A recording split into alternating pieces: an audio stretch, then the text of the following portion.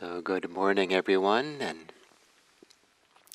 welcome to our Sunday meditation and Dharma talk. Happy to be with you. And part of my delight in being here this morning is that I'm teaching a retreat this week. It's a 10-day retreat, and it's been going on for 7 days now. And this is a third online retreat that I've taught during this COVID-19 times, shelter-in-place time. And so it's done on Zoom, and so everyone is practicing at home. And it's been quite lovely, surprisingly, to do retreats this way. And maybe another day I'll talk a little bit about this experience of online retreats and how it works. But what I'd like to say to begin this retreat today, this sitting, I'm remembering one of the first monks that I met when I discovered this practice of insight meditation. I was introduced to it in a monastery in Thailand where I sat my first retreat, and I kind of stumbled on the place. It wasn't exactly intentional to go and sit at a retreat. And in the monastery there was a youngish monk who other people said that he had deep attainments. He attained some of the greatest meditation states that meditation is capable of doing. And I was kind of in awe and kind of a little bit maybe in disbelief, and really, this is, can people really do such things? And so I had a chance to talk to him, and I asked him, I wasn't confronting him, I was just asking, just curious. I asked him, in his years as a monastic, what had he attained? And rather than saying that he attained these great meditation states, his answer has stayed with me ever since. It's been a very important kind of reference point or inspiration for my own practice and how to live. He said, his reply was very short. He said, non-contention. That in his years of monastic he had attained or gained a capacity for non-contention. And in my vocabulary, maybe I would say non-conflict. But non-contention, there can be conflict with you. Certainly we can be in conflict in a conventional way of talking about it. But to be in conflict with non-contention, certainly I hope it doesn't mean that we just give in or just become passive and allow injustice to happen. That doesn't seem right. But to have discovered a capacity to be aware deep inside, for awareness to mindfulness, especially in meditation, to learn a place within where we don't have to react. We don't have to be for or against. We don't have to be in conflict with what is arising, what is appearing as we sit in meditation. To sit in meditation with non-contention towards all things that appear. And then we have our wisdom after meditation to know what to appropriately say no to or oppose even. But even then it can be done in a way that is not contentious, but it can be powerful. So to begin this meditation session, you can take a meditation posture that's supportive for you, in such a way that if maybe you can have a sense that your posture, your body, is going to support you in this meditation session. And maybe that means that you relax into your body a bit, that you have a kind of receptive feeling in your body, as if you can receive in your body the support of your body, the ways in which your body has supported you for a lifetime so far. Even if the body is challenging, it's the only body you have that has been keeping you alive and going. And can you let your body find a posture, a way of being in meditation, so it does feel supportive, maybe even caring for you, the body caring for itself. And to gently, supportively allow your eyes to close, and with a sense of care and support for yourself, you might take a few somewhat deeper, comfortable breaths, and a little longer exhale, comfortably long, as a way of letting go into this spot, a ritual letting go and settling in to this time and this place, to being here and now. This is where you will be aware of what's happening at this place, at this time.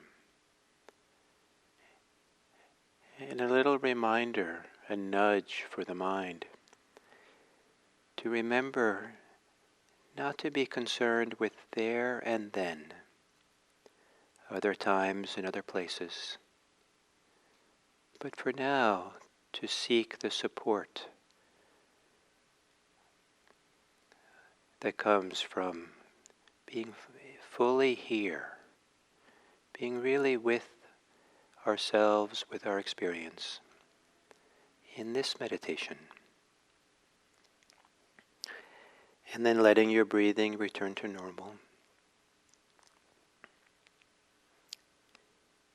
In softening, relaxing what is easy to relax in the body.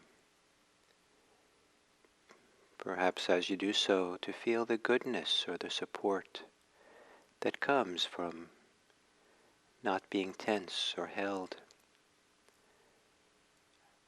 Softening the muscles of the face, maybe so the muscles of the face can relax away from the skull and be held by the skin.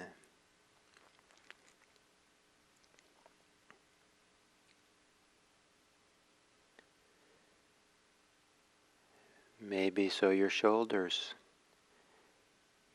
can relax maybe a bit away from the spine and down towards the earth.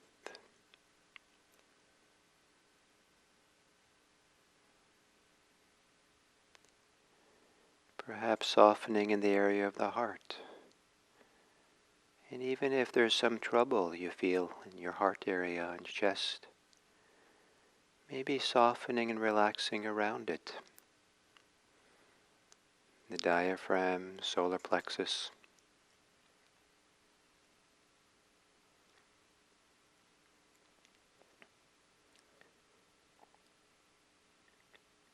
And to soften and relax your belly.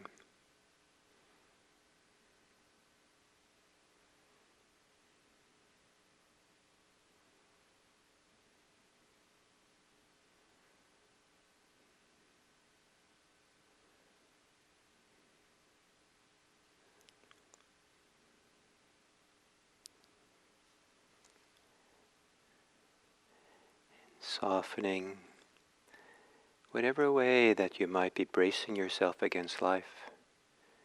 Perhaps for these minutes we're sitting here together, we can allow what we're afraid of to not hold the body tense, to relax and soften in the body so the body can settle, support us in settling into here and now.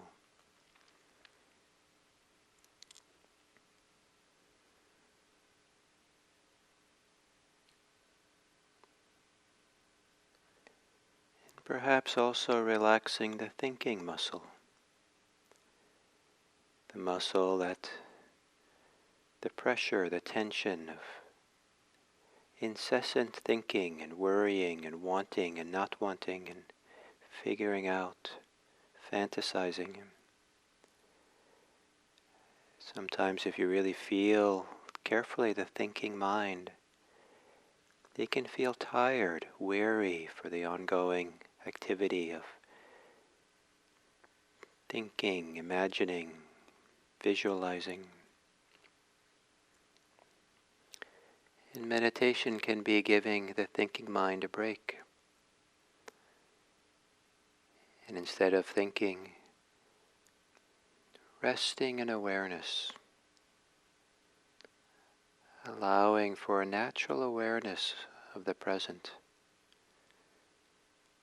that we come back to by opening to how we're aware, by relaxing into awareness,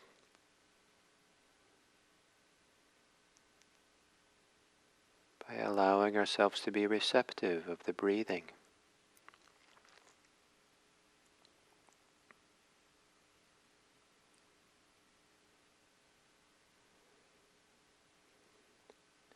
To allow the experience of breathing to appear in awareness, rather than us going to the breath with attention. Awareness can be receptive, and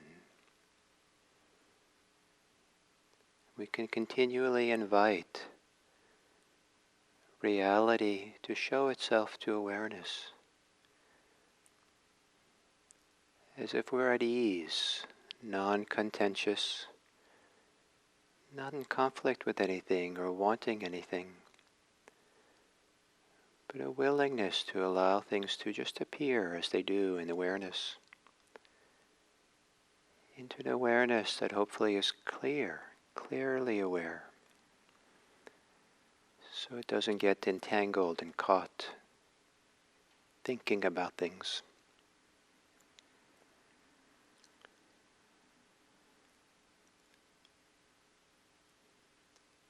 And as a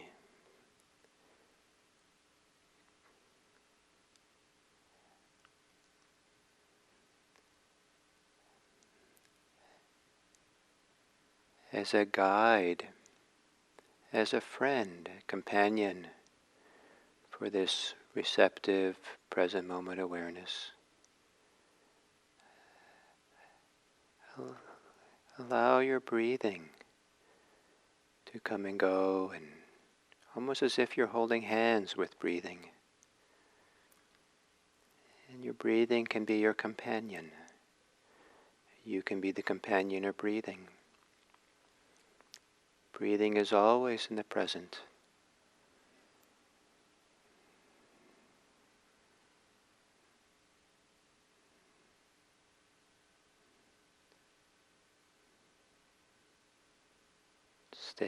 Staying here, staying now, supportively, lovingly, feeling the support, feeling the care of here, now.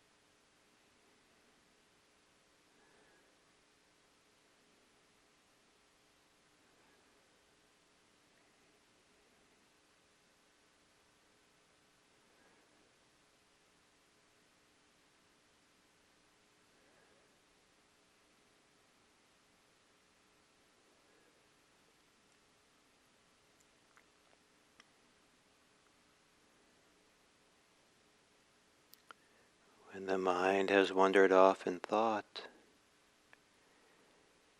return to awareness, but see if you can do so by returning to trusting awareness to whatever degree that's available to you. Return to some place where you can trust being aware. Trust, just for now, these moments sitting here, that just being alive is enough. Just being aware of this lived life, trusting it.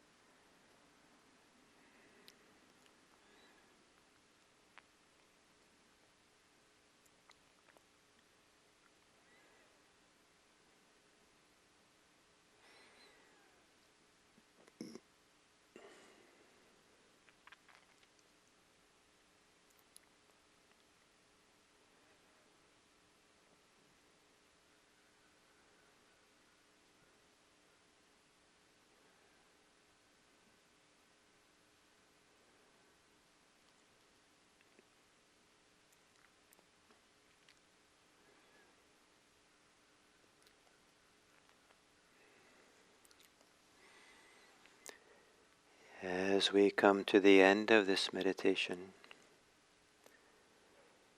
you might reflect for a moment on whatever calm or subtleness, whatever peacefulness, clarity that might have appeared while sitting here, whatever degree of non-contentiousness or ease, some benefit that you've received from sitting quietly for these minutes, to reflect on how, from this place, if it might be easier to love, to care, for there to be kindness or simple friendliness and goodwill, that our natural capacity to care for others, care for ourselves, can operate more easily when we're not preoccupied and tense, thinking about a lot of things. And that to trust awareness, to trust settling in and being present, is a vehicle for greater care and love. And from whatever care, love, goodwill that you have, imagine that it's a great light that radiates from you out into the world, and that your care spreads outward across the lands, around the world,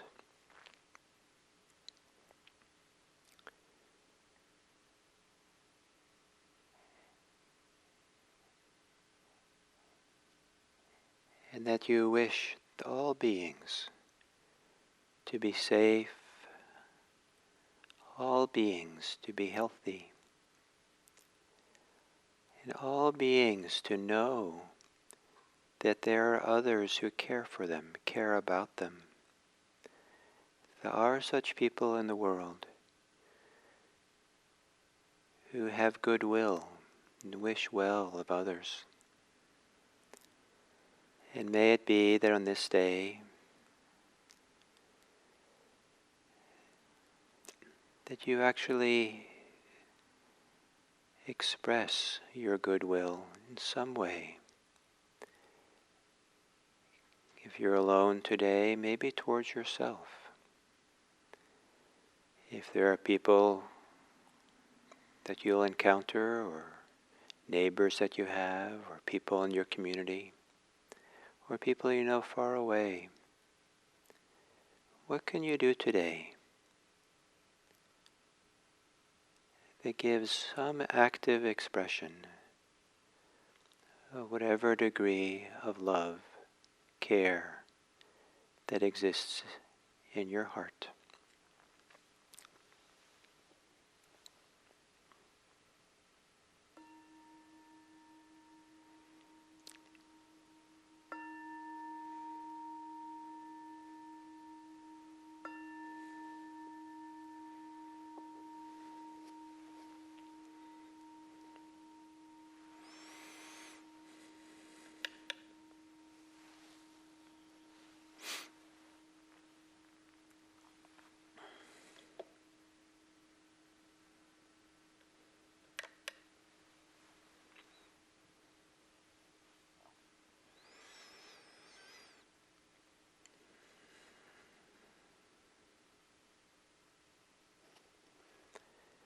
So good morning again, and good afternoon, good day to all of you. And coming down here today on Mother's Day in the United States. Happy Mother's Day to all who are mothers. And express our gratitude to them and appreciation. And coming down here today, I was thinking about this talk, what I would talk about. I had one thing in mind, but when I sat down to meditate and was sitting here now with you, I think that I'm still kind of very much in the middle of the current retreat that I'm teaching. And there's a very different feeling inside of being settled and tender, open.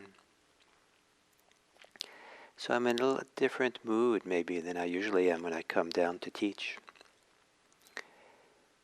So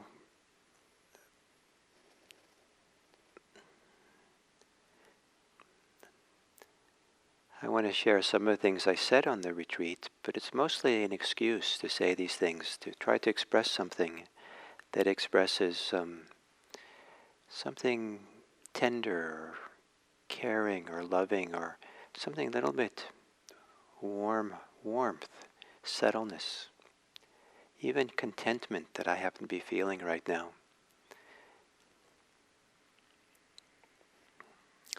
And it's closely connected to the practice of mindfulness, of sati. Some of you know that these days, after many years of study and practice, that I actually prefer to translate sati, the Buddhist word that's translated as mindfulness most commonly. I prefer to translate it as awareness. And awareness is always something that's occurring in the present moment. Even though it might be directed towards thinking about the future and the past, awareness itself is really always, it's almost coterminous with the present. Our experience of the present is coterminous with our ability to be aware. Here we are aware. And the Buddha talked about this awareness, this sati, this mindfulness, in some really wonderful terms. Sometimes he talked about it as a refuge. Sometimes he talks about it as a pasture. And sometimes he talks about it as an ancestral homeland. And I think of these, but especially, I don't know if refuge always has to have these connotations, but like a nature refuge is a place. A pasture is a place. An ancestral homeland is a place. And you see often in the teachings of the Buddha this sense that the practice and the references for the practice are very localized, very grounded in the location that we're in. There's languages of being rooted, standing, of being in a place. There's not kind of a vague ambiguity about just being aware, just open aware, and just. But there's a real sense of being maybe grounded, connected, localized here. So one of the ways he talks about sati, awareness, being a refuge, it's kind of an interesting teaching where someone comes to the Buddha and says that something like, there are these 5 senses, seeing, hearing, tasting, smelling, and touching, the tactile sense. And these are these sense perceptions that we have, this ability to sense and experience the world through these 5 sense doors. Do they have a refuge? And the Buddha answers yes. The mind is their refuge. And I think one of the things he's pointing to in this teaching is that I think it's explicit that each of these sense doors has a different domain, a different pasture.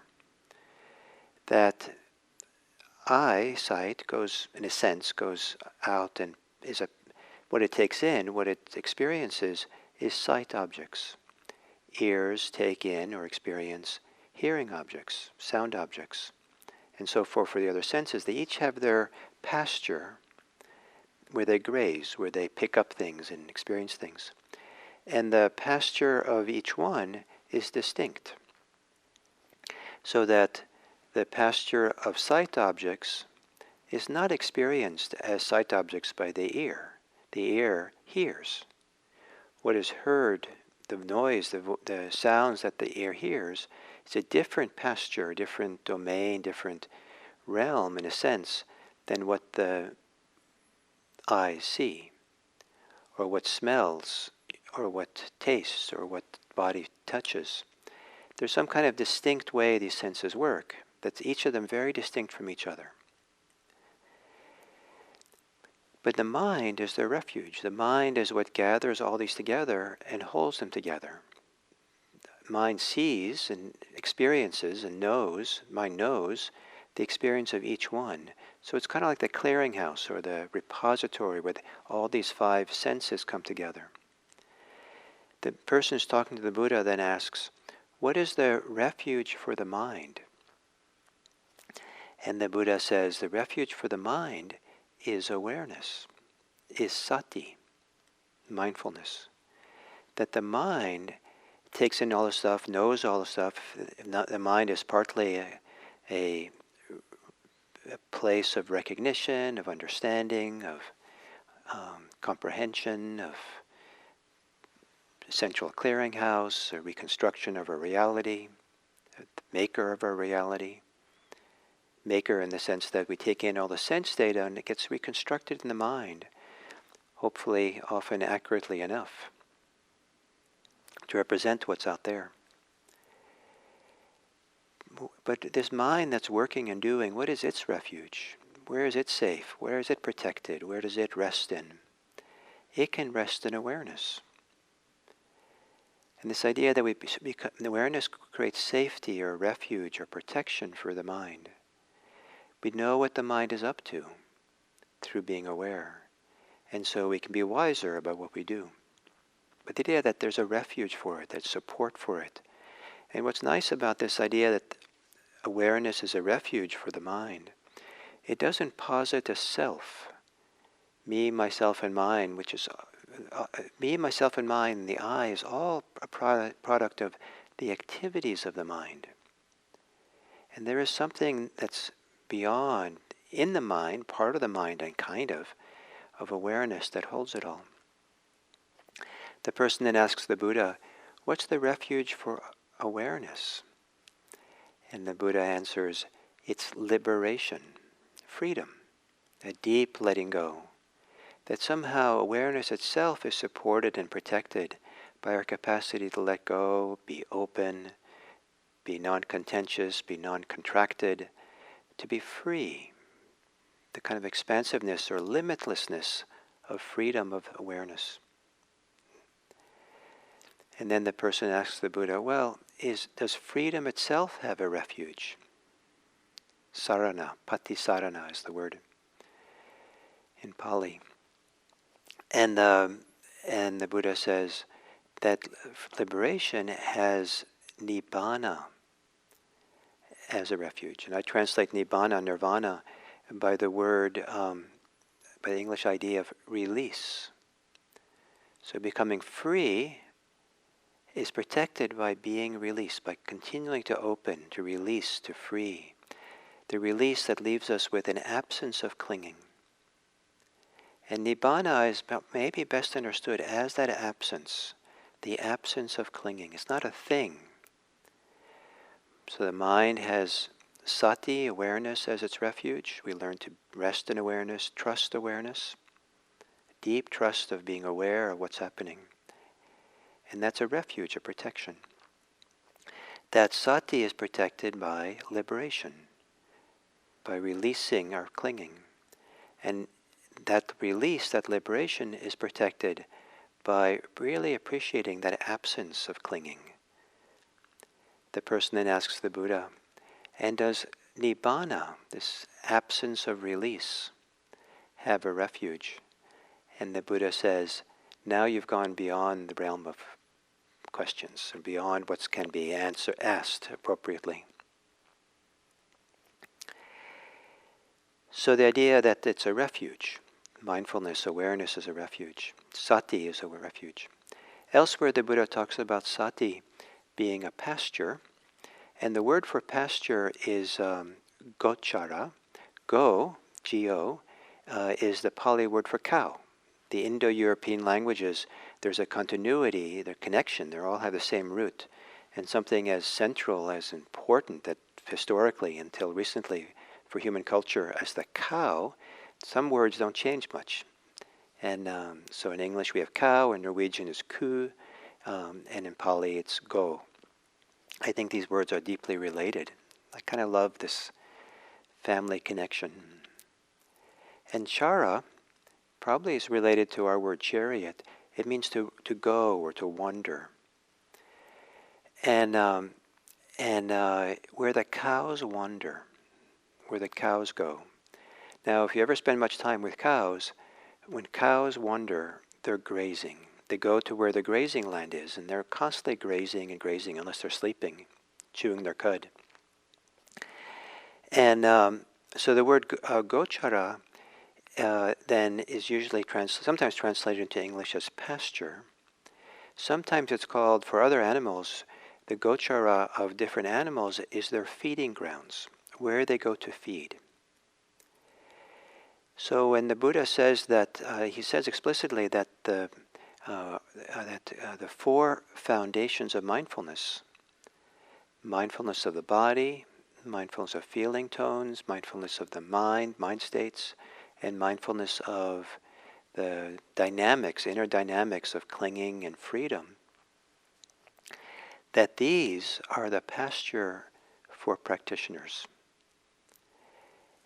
So not only is it a place where we can be, it's if we really want to delve into the world of practice, then we want to stay on the pasture. We want to stay in the place where the practice is. And to know what the pasture is allows us to graze there, allows us to be fed there, to be nourished by it.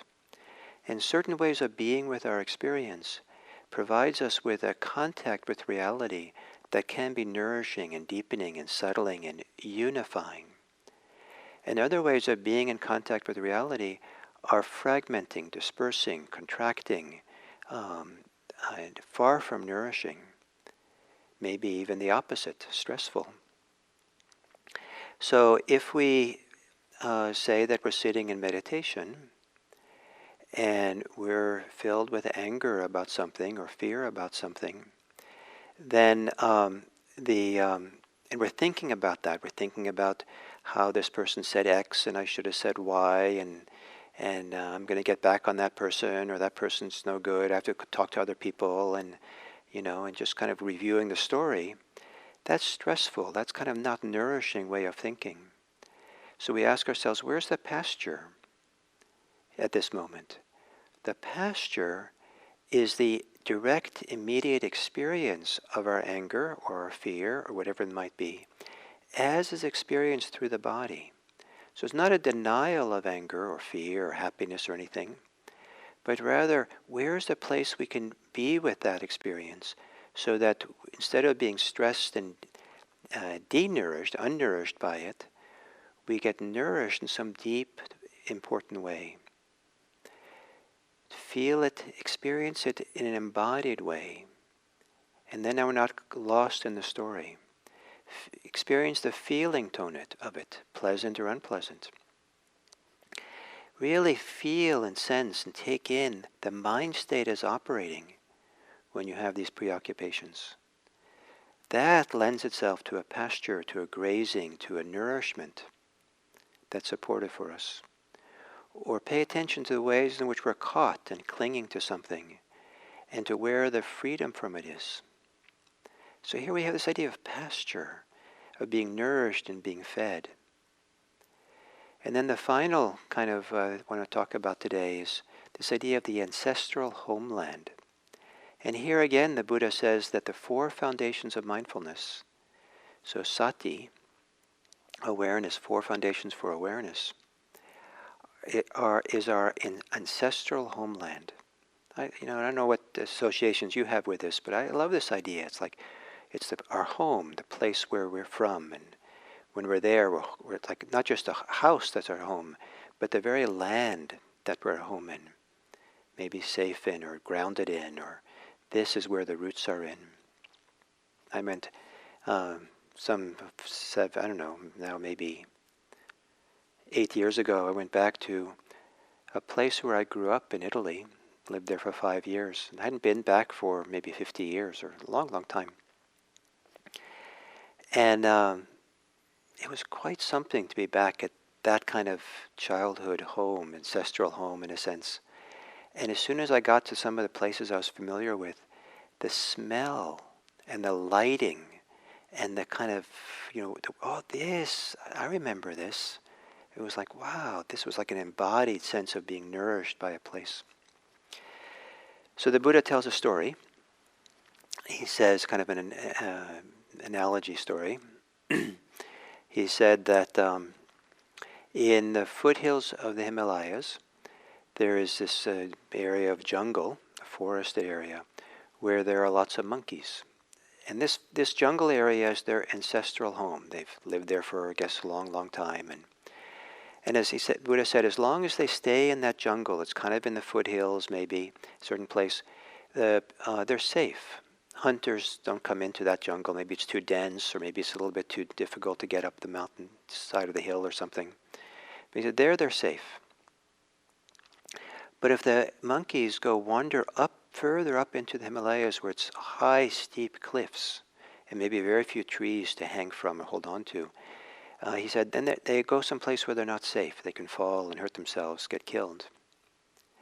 And if they go in the other direction, and they go out onto the plains of northern India, out of the foothills and the jungles, where it's more open and flat and people live, that's where the hunters can catch them. They're exposed. They're not safe high up in the trees where people are not going to get them, I suppose. But if they stay in their ancestral homeland, then they're safe. In the same way, practitioners of mindfulness, they're safe when they stay in the ancestral home of sati, of awareness.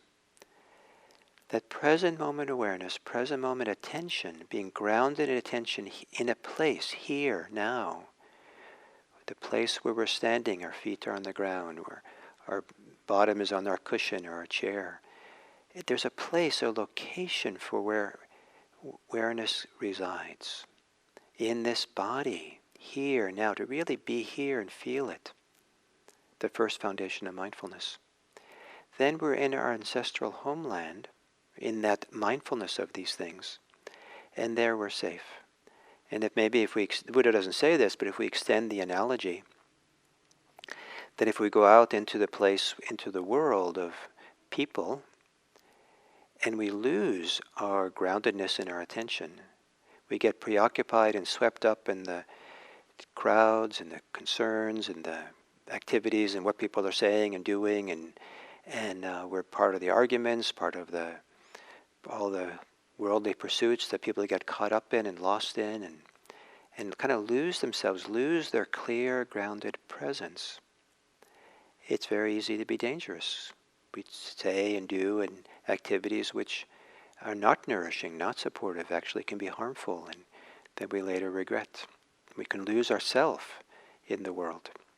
It's like being, well grounded and centered in meditation, really feel present, and then deciding to go to be fully absorbed in all the activities of Las Vegas. And pretty soon we're frazzled and not so connected. And then going up into the high wilderness of the Himalayas, where it's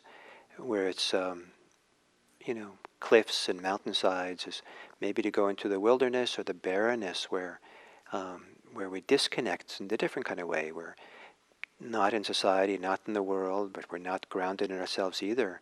But maybe we're in the high cliffs of fantasy and dreaming about the past and the future, and something which is kind of very far removed and high up in the Himalayas, high up in our thinking mind, disconnected again, which also may be a dangerous place. So there is a refuge, there is a pasture to be nourished in, there is a place in which we're safe, our ancestral homeland. All three of these things is referred to as sati, as mindfulness, as awareness. These are very, to me, very warm, very nourishing, very inspiring, very embodied reference points for understanding what awareness can be for us, what mindfulness can be. That mindfulness is not a duty, it's not a tension in the mind, it's not a lot of work. It's the place where we can relax, the refuge where we're safe and awareness can open, relax and just be itself. We can be the awareness which is not the work. It's not like the muscle of mindfulness is pushing and trying. It's more like the place where awareness can operate naturally, just relax, trusting awareness. We trust awareness, and more than do awareness, we allow awareness rather than work awareness. Allowing that awareness because it's a refuge. We can relax in there. All the doing and of the mind, the thinking muscle can relax, so we can just trust the inner intelligence. And then it's also a pasture where we can graze, we can be nourished by our experience. Imagine being aware, and what we're aware of feels like food coursing through our body. Oh, this is good, this is subtle, this is comfortable, this is nice. And that it's our ancestral homeland, that we're home. That here we can kind of let go of our self-preoccupation, me, myself, and mine. Because now we're at home, we're here. We're allowed just to be who we are. What a great thing. To sit in mindfulness, sit in meditation, and really you're allowed to be who you are in all your ways. It's an experience not a lot of people have. Society and people and situations, all of them sometimes work against our deep allowing ourselves to be who we are. And in doing that, coming to a deep, deep appreciation for ourselves, a deep care, deep love, deep support. Not because we're selfish and conceited, but actually the opposite, because we're really present in a deep way. So here we are. Here you are. You're in a location listening to this. That location, to be grounded, to be centered, to be here, to really be present with your body. It's in this location, always in this location, always in the place you're at, where the refuge is found. This refuge of awareness, of mindfulness, awareness of the body, awareness of the feeling tones, awareness of mind states, and awareness of how we're caught and how we're released. May it be that you're delighted and happy with your capacity to trust awareness. Trust awareness so it becomes your support. Thank you.